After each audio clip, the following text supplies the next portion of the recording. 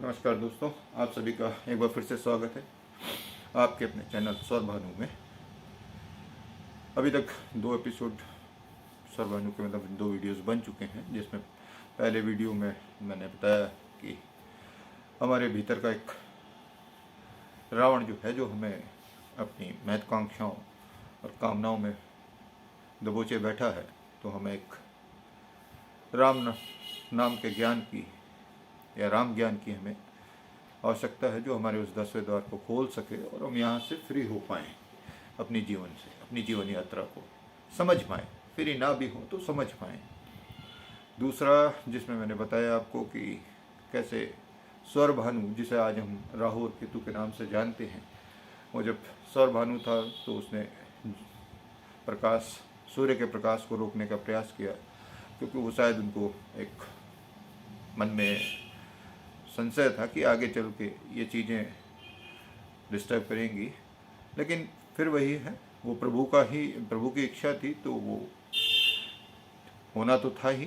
तो इसलिए फिर सौर भानु को 2 भागों में बांटा गया, जो आज की डेट में हम राहु केतु के नाम से जानते हैं, जिसमें केतु स्थिर है और राहु जो अस्थिर हो रखा है, क्योंकि फिर वही वो व्यंजनों के चक्कर में, तो वो हमें भटका रहा है।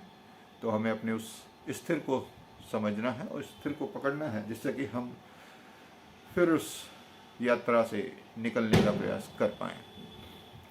आज तीसरा वीडियो हमारा काल चक्र पे है कि काल चक्र, देखिए धीमे धीमे मैं जोड़ते हुए ही आगे बढ़ूंगा, क्योंकि ज्योतिष में जो है, जो सबसे महत्वपूर्ण वो आता काल चक्र का, जिसे आप लोग कुंडली के नाम से जानते हैं, जिसमें 12 जो है ना पार्ट हो रखे हैं, जिसमें नॉर्मली जो हम सुनते हैं कि मतलब 12 राशियां में बटा हुआ है वो चार्ट। लेकिन सच्चाई है कि काल चक्र का निर्माण हुआ कैसे, पहले हमें ये समझना चाहिए। तो उसको समझने के लिए जो मेरा अपना वो है कि हाँ, तरीका समझने का, मैं आपको वो बताने का प्रयास कर रहा हूँ। बाकी जो चीज़ें हैं वो चल रही हैं, वो तो चल ही रही हैं। तो काल चक्र का बेसिकली अगर निर्माण देखें तो सबसे पहले तो एज यूजुअल प्रभु श्री राम, जिन्हें आप श्री हरि कहो, श्याम कहो, कृष्ण कहो, शिव कहो, नारायण कहो, कुछ कहो, वो चेतन शक्ति, वो प्रभु श्री राम, वो सबसे पहले आते हैं। फिर दूसरे आते हैं, दूसरे नंबर पे जो उसके नीचे आते हैं वो हैं अश्विनी कुमार, जिनको हम श्री नारायण और शिव के नाम से जान सकते हैं। तत्पश्चात जो आते हैं 2 अश्विनी कुमारों के पश्चात, वो आते हैं 12 आदित्य। अब ये 12 आदित्य क्या हैं, मैं एक बार नाम बता देता हूँ पहले, जो शास्त्रों में उनका जो नाम बताया गया है: इंद्र, व्यवस्वान, पर्जन्य, त्वष्टा, पूषा, अयरमा, भग, धाता, मित्र, अंशुमान, वरुण और वामन। ये 12 आदित्य बेसिकली बताए गए हैं। लेकिन जो मैं उस चीज़ को जोड़ रहा हूँ कि हमारे पूरे साल में 12 महीने होते हैं, 12 मास। तो उन 12 मास में जो सूर्य का प्रकाश होता है वो भिन्न होता है, वो भिन्न होता है। इसलिए उन 12 मासों को हम इन 12 आदित्यों के साथ जोड़ के देख सकते हैं, उन मासों में, उन महीनों में। और इन जो देवताओं का, जो जिनका नाम इसमें आया है कि इनकी क्या एनर्जी है और वो किस तरह से उन मासों में हमें प्रभावित करती है, क्योंकि उन महीनों में जो भी बच्चे जन्म लेते हैं उनके ऊपर इनका एक इम्पैक्ट आएगा। तो उस हिसाब से 12 महीने आप अंग्रेजी में जानते ही हैं: जनवरी, फरवरी, मार्च, अप्रैल, मई, जून, जुलाई, अगस्त, सितंबर, अक्टूबर, नवंबर, दिसंबर।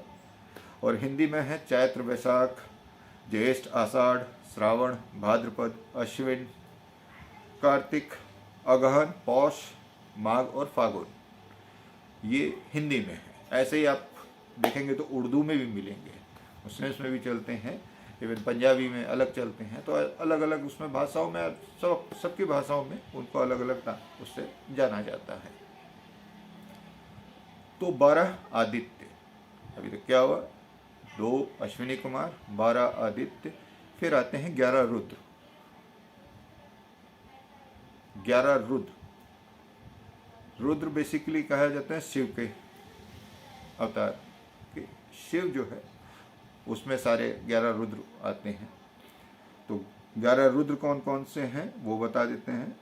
हर, बहुरूप, त्र्यंबक, अपराजित, वर्षाकपि, शंभु, कपर्दी, रावत, मर्गव्याध, सर्व और कपाली, ये हैं 11 रुद्र।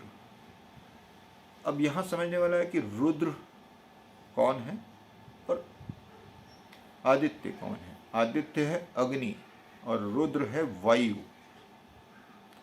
आप पिछले मेरे वीडियो में देखेंगे तो तब भी वही मैंने अग्नि और वायु की बात की है, तो इस बार भी वही है कि अग्नि और वायु, इनके सहयोग से ही चीज़ें आगे बढ़ती हैं, इनके साथ आने से ही। फिर उसके बाद जो अगले वो आते हैं 8 वसु।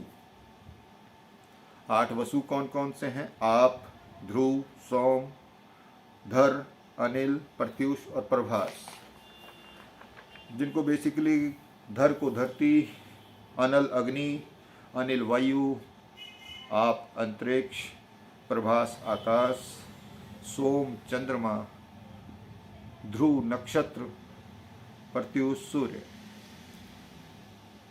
ये तो शास्त्रों का वो है, लेकिन जो मेरा अपना रीडिंग है, जो गीता में मिलती है, प्रभु श्री हरि जब अपनी प्रकृति के बारे में बताते हैं कि मेरी 8 मूल प्रकृति या जड़ प्रकृति, जो पृथ्वी, जल, अग्नि, वायु, आकाश, मन, बुद्धि और अहंकार, अहमकारा, बेसिकली अहमकारा, ये उनकी जड़ प्रकृति। तो टोटल कितने हुए हैं? सबसे पहला प्रभु स्वयं, फिर 2 अश्विनी कुमार, फिर 12 आदित्य, फिर 11 रुद्र, फिर 8 वसु, टोटल मिला के में है 34। आपने 33 कोटि तो सुना होगा, क्योंकि ये जो 34 है वो भाई वो तो सबसे मेन है, उनके बगैर तो कुछ संभव ही नहीं है, तो इसलिए उसको। लेकिन आपने 33 कोटि का सुना होगा हमेशा, कितने हमारे यहाँ 33 कोटि देवी देवता हैं, 33 कोटि बहुत बार सुना होगा। लेकिन ये 33 कोटि का काम क्या था? तो 33 कोटि का काम बेसिकली यही था, कालचक्र का निर्माण।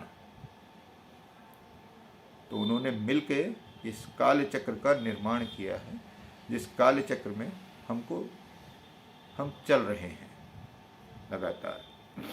तो इस हिसाब से ये कालचक्र के बारे में मेरा आपके साथ एक साझा करने का वो था कि मैं आपके साथ साझा करूं कि कालचक्र कि किस तरह से इसका निर्माण हुआ, क्योंकि इसी को आज हम कुंडली के नाम से जानते हैं, है ना। यही आज हम कुंडली के नाम से जानते हैं, और आज हम उसमें अपने आप को खोज रहे होते हैं कि कैसे हम कहाँ से आए, किधर से आए, क्या करना है। लेकिन हम अपने को जानने से पहले हम ये तो देखें कि काल का चक्र कैसे आरंभ हुआ है।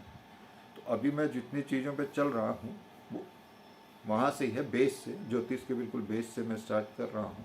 हाँ, धीमे धीमे आगे बढ़ेंगे और इनकी और गहराइयों को कि ये 12 आदित्य क्या हैं, कैसे काम करते हैं, 11 रुद्र, इसमें 12 और 11 क्यों हैं, क्योंकि जबकि 12 अगर राशियां हैं तो फिर रुद्र 11 क्यों हैं, क्योंकि 12वें में आपकी जो वायु है वो बाहर हो जाती है। अब एक छोटा सा चीज़ जो है कि वायु को समझते हुए कि वायु भी समझिए कि वायु, क्योंकि ये तो एक 12 रुद्र तो हो गए, लेकिन एक हमारा स्नायु तंत्र जिसे कहते हैं, तो बेसिकली पूरा आप जिसको नर्वस सिस्टम कहते हैं, उसमें 11 वायु उसमें भी हैं। किस तरह से ये दोनों मिलके काम करते हैं, पहला तो आप स्नायु वही पूरा मेन तंत्र ही हो गया। उसके बाद 5 जो है मुख्य पंचवायु होती हैं, प्राण, अपान, व्यान, उदान और समान। ये होती है 5 मुख्य पंचवायु। फिर 5 होती है सेकेंडरी पंचवायु। और सेकेंडरी पंचवायु क्या है? वो है कुर्म, कर्कल, धनंजय, देवदत्त और नाग। ये 11 मिलके पूरा स्नायु, कितने 10 मिलके और स्नायु प्रणाली या स्नायु तंत्र मिलके ये पूरा एक आपका नर्वस सिस्टम डेवलप करते हैं। और ये किस तरह से वायु और अग्नि मिलके आपको चलाते हैं। ये आपके शरीर के भीतर जो है जब इनका मिलन होता है तो उसमें मेनली 7 चक्रों का निर्माण होता है, क्योंकि ये वायु भीतर जाने के बाद और भी जब आपकी ध्वनियों में जाती हैं और नाड़ियों में पहुंचती है तो, और वैसे जब अग्नि का प्रवाह उधर से होता है आपके नाभि से स्टार्ट होके, या आपके उसकी जो स्टार्टिंग है उस पॉइंट से जब वो बढ़ते हैं तो जहाँ जहाँ मिलते हैं कि जो अग्नि का मेन सोर्स है वो आपका कितना हमारा जो 7 हमारे चक्र हैं उसमें से हमारा सबसे बेस चक्र वो हमारा मेन एनर्जी का सोर्स है। वहाँ से हमारे चीज़ें डेवलप होना शुरू होती हैं। और फिर जब इस वायु और अग्नि जहाँ जहाँ उनकी मेल होता है तो वहाँ एक चक्र बनता है। क्योंकि अभी इसमें आप जब गहराइयों में घुसेंगे तो और भी चीज़ आएंगी, क्योंकि जितने भी जो आपके आदित्य हैं हर महीने में हर आदित्य से 9 किरणें 9 रेस इतना किरणें निकलती हैं, जिसमें 9 कलर फिर उसको नीचे आते हैं, वो टकराते हैं, फिर वो और उसमें बढ़ जाते हैं। तो इस तरह से वो पूरा तंत्र और डीपली चलता चला जाएगा। लेकिन अभी मैं उतना डीप में नहीं, मैं धीमे धीमे लेके चल रहा हूँ, जिससे आप स्लोली सीखते चलें कि हाँ क्या है। जाएंगे गहराई में भी जाएंगे, लेकिन एकदम से गहराई में पहुँचा दूँ तो फिर वही शब्दों का खेल चालू हो जाएगा, फिर आप कंफ्यूज हो जाएंगे कि भाई क्या है। तो इसलिए बहुत आराम से ही चल रहा हूँ। तो ये बेसिकली मेरा आज का छोटा सा एपिसोड। और हाँ दोस्तों, कमेंट्स ज़रूर कर दें, अच्छा लगता है। क्योंकि जब तक आपके कमेंट नहीं आएंगे कि भाई कुछ भी है, कुछ समझ में आ रहा तो बताइए, नहीं समझ में आ रहा तो भी बताइए कि क्या है। और अगर अच्छा लग रहा तो लाइक कर दीजिए, इतना कर सकते हैं, बाकी आपके ऊपर है। ठीक है, तो धीमे धीमे मैं जानता हूँ कि मैं बहुत बड़ा वो तो ज्ञानी नहीं हूँ। हाँ, बस जो थोड़ा बहुत अल्प ज्ञान मुझे मिला है प्रभु की कृपा से, उसको आपके साथ साझा कर रहा हूँ, बांटने का प्रयास कर रहा हूँ। बाकी आप सब अपनी जगह ज्ञानी हैं, तो आप देखें, समझें और बताएं कि कैसा लगा। तो ठीक है बंधुओं, जल्दी मिलते हैं अगले वीडियो में। तब तक के लिए सभी बंधु बांधवों को राम राम और नमस्कार।